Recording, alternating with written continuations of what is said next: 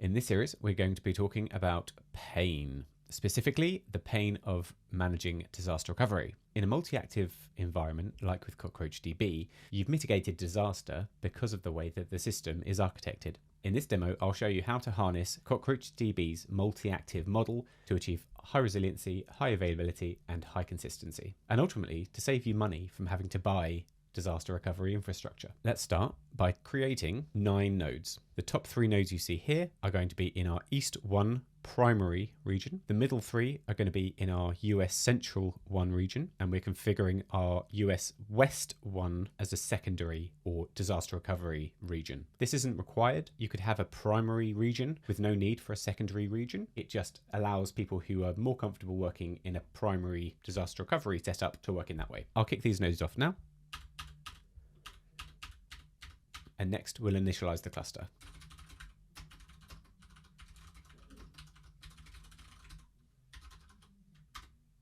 Now this will initialize our 9 nodes. You can see they've all initialized now. The primary nodes have the IDs 1, 5, and 6, and the secondary contain 8, 2, and 3. Let's hop into a console.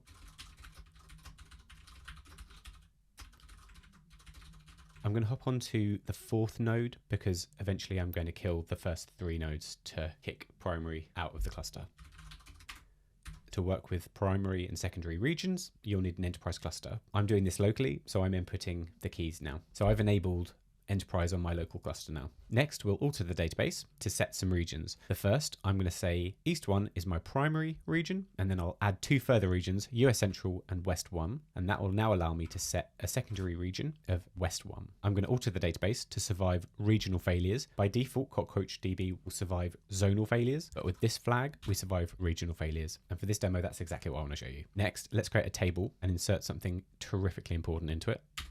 With this query, we'll see how ranges are configured for our table. And we can see from this query that the table terrifically important is replicated across nodes 1, 2, 4, 6, and 8. Jumping back over here, we can see 1, 2, 4, 6, and 8. CockroachDB has replicated it across 3 of the regions in order to survive regional failure. When we start to kick out nodes from the cluster, CockroachDB will wait 5 minutes before realizing that something is dead. I'm going to change that to 1 minute just to speed things up.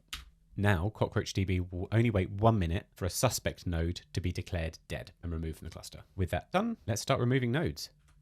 So I've just killed every node in the US East region. Let's see what that's doing to our ranges.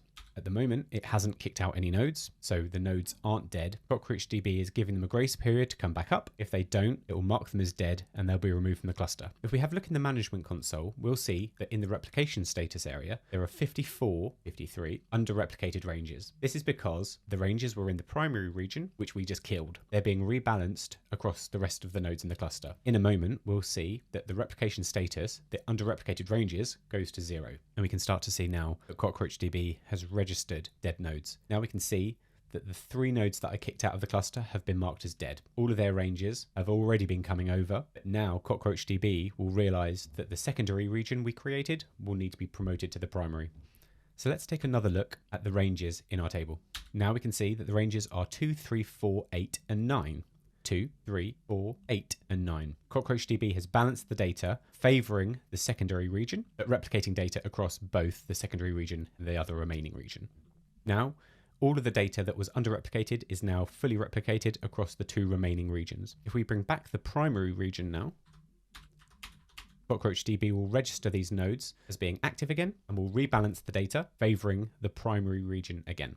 Taking a look at the range replication again, we can see that CockroachDB has rebalanced the data again, favoring this time the original primary region. So we've got 3, 5, 6, 8, and 9.